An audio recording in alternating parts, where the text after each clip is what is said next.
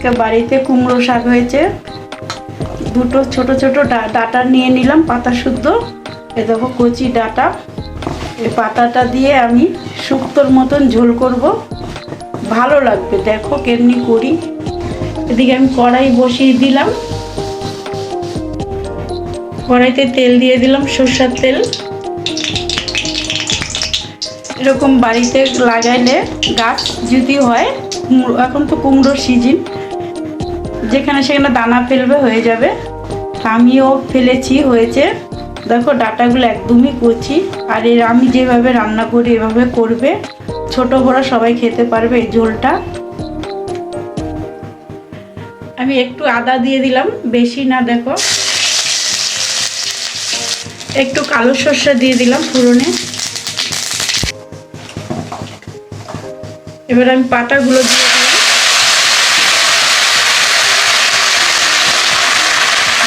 এখন তো কাঁঠাল পাকিনি, এই কচি কাঁঠালের দানাই দিলাম। লবণ দিলাম পরিমাণ মতন, একটু হলুদ দিয়ে দিলাম, নাড়াচাড়া করে দিলাম।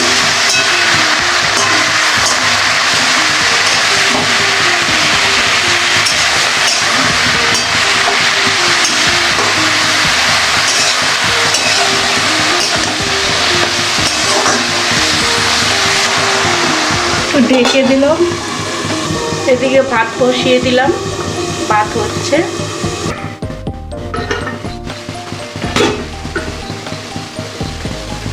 দেখো কতটা পাতা, কচি পাতা, কচি ডুগা কতটা হয়ে গেছে।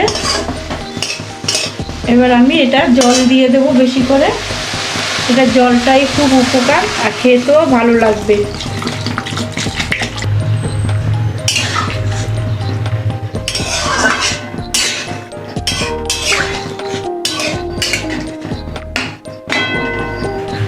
এবার আমি ঢেকে দেবো। এদিকে আমার ভাত হয়ে গেছে, এবার নামিয়ে রাখবো। দেখো ভাতের মার তো ঝরিয়ে নিয়েছি, আবার অল্প আজে বসিয়ে রাখলাম। যারা একবেলা রান্না করে 2 বেলা খাও, এরকম ভাতের মার ঝরিয়ে তোমরা এইভাবে অল্প আজে বসিয়ে রাখবা কিছুক্ষণ। তখন যখন তোমার চিট চিট শব্দ হবে, তখন অফ করে দেবা গ্যাসটা, তাহলে ভাত নষ্ট হবে না।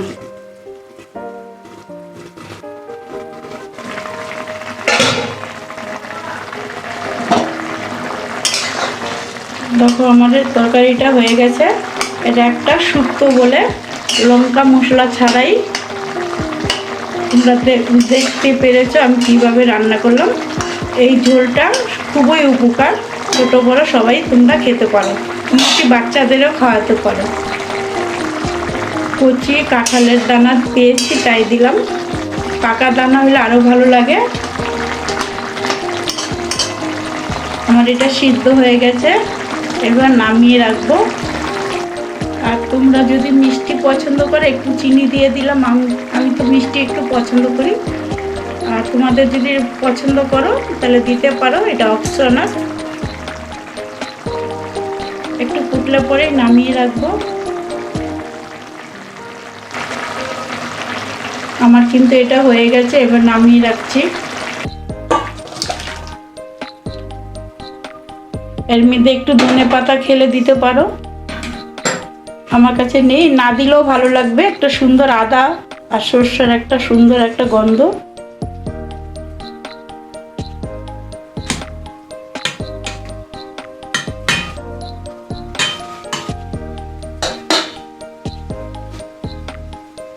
এই তরকারিটা আমার হয়ে গেছে, রেডি। দেখো আমার ভাতটাও হয়ে গেছে। এবার অফ করে রাখবো গ্যাসটা। আর এই তরকারিটা তোমরা না বানালে বুঝতেই পারবে না কেমন স্বাদ, মশলা ছাড়া, দারুণ খেতে। আমি দেখো টাটকা ভোলা মাছ পেয়েছি, কিনে নিলাম। মাছটা আমি এখন রান্না করব। দেখো ভালো হলে তোমরা কমেন্ট করে জানাবে আমি কেমন বানাচ্ছি। দেখতে থাকো। লবণ দিয়ে দিলাম, আমি একটু হলুদ দিয়ে দিলাম।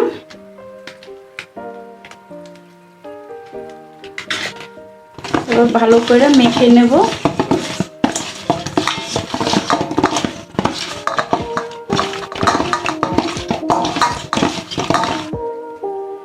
মাখা হয়ে গেছে, এবার ঢেকে রাখবো। কতক্ষণ পরে আমি রান্না করব। এবার কড়াই বসিয়ে দিয়েছি, আমি তেল দিয়ে দিলাম বেশি করে।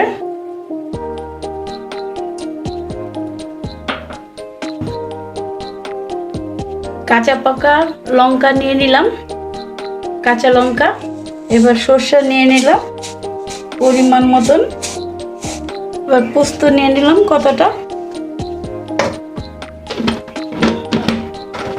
এবার আমি বেটে নেব ভালো করে। তেল গরম হয়ে গেছে, এবার মাছটা আমি ছেড়ে দেবো তেলে। তেলটা ভালো করে গরম করে নিয়েছি।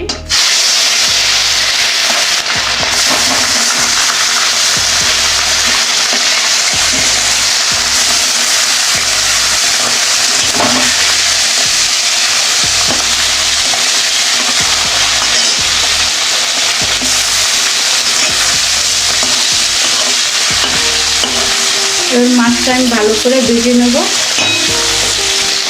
ততক্ষণ আমি মশলা বেটে নেব ভালো করে। মাছটা উল্টিয়ে দিচ্ছি।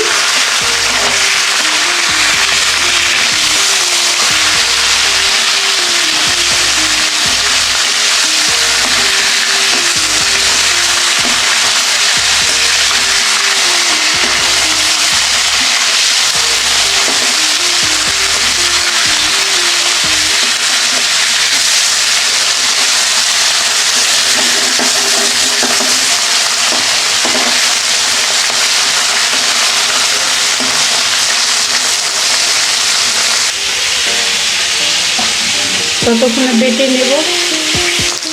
মাছটা তো ভাজা হয়ে গেছে, এবার নামিয়ে রাখবো।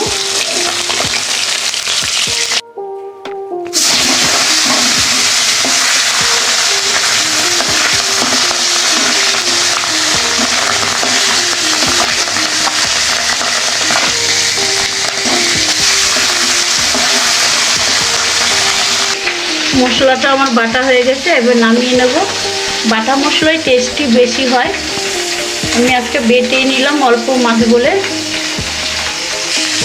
মাছটা হয়ে গেছে আমি ভাজা সবগুলো।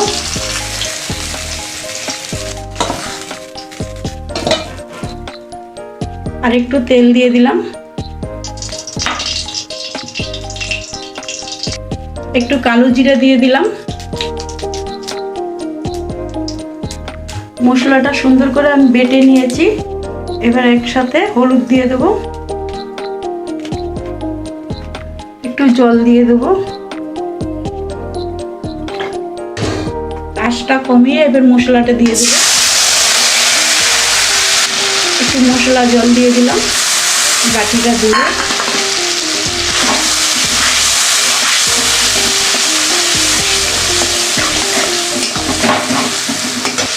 পরিমাণ মতন লবণ দিয়ে দিলাম।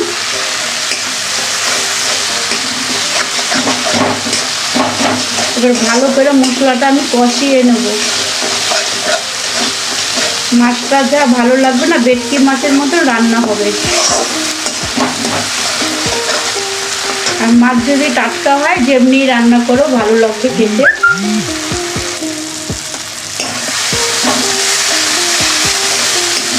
মশলা যতক্ষণ তেল না বেরোবে ততক্ষণ কষাইতে থাকবে। আমার কষানোটা ভালোভাবে হয়ে গেছে, দেখো মশলা থেকে তেল ছেড়ে দিয়েছে, তার মানে হয়ে গেছে। দেখো কি সুন্দর তেল ছেড়ে দিয়েছে, তার মানে কষানো হয়ে গেছে। এবার আমি জল দিয়ে দেবো পরিমাণ মতন। জলটা ভালোভাবে ফুটবে, তারপরে মাছগুলো দিয়ে দেবো। তখন গ্রেভিটা ফুটে গেছে, এবার আমি মাছগুলো দিয়ে দিচ্ছি।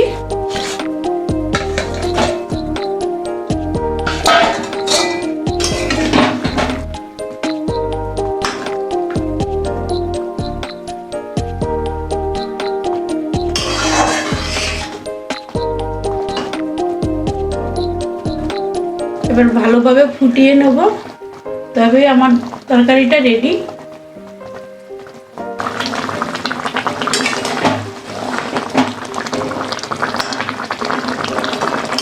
ভালোভাবে আমি ফুটিয়ে নিচ্ছি।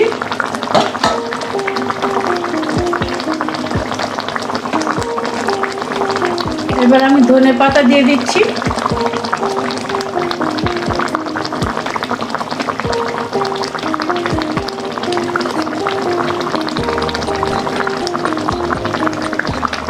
আবারও একটু ফুটিয়ে নেব ভালো করে। তরকারিটা আমার হয়ে গেছে, এবার নামিয়ে রাখবো। একটু গ্রেভি গ্রেভি করলাম।